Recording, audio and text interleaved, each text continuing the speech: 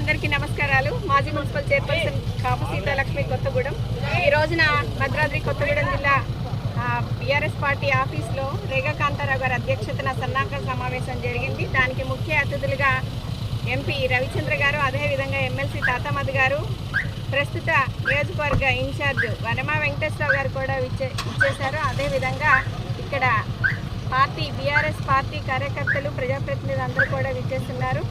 మనకు రేపు సెప్టెంబర్ 10వ తారీఖున మన ఐకాన్ అయినటువంటి కేటీఆర్ అన్న రాబోతా ఉన్నారు భద్రాద్రి కొత్తగూడెం జిల్లాకి. మన కొత్తగూడెం కార్పొరేషన్లో ఉన్నటువంటి బీఆర్ఎస్ కుటుంబ సభ్యులందరూ కూడా, ఎవరైతే ముఖ్య నాయకులు ఉన్నారో వారందరూ కూడా ఈ యొక్క ప్రోగ్రాంకు ఇచ్చేసి విజయవంతం చేయవలసిందిగా కోరుతా ఉన్నాము. దిశానిర్దేశాలు కూడా చేయటం జరిగింది పార్టీ అధ్యక్షులు వారు, అదేవిధంగా రవిచంద్ర గారు, తాతామధు గారు.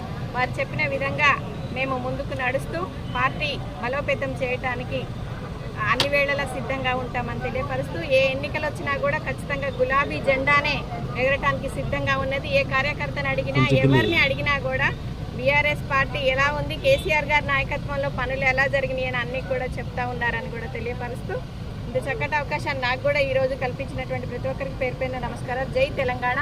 ఈ సెప్టెంబర్ 10వ తారీఖు నాడు జరిగేటటువంటి భద్రాద్రి కొత్తగూడెం జిల్లాలో కేటీఆర్ గారి పర్యటన విజయవంతం చేయవలసిందిగా కోరుతా ఉన్నాను. జై తెలంగాణ.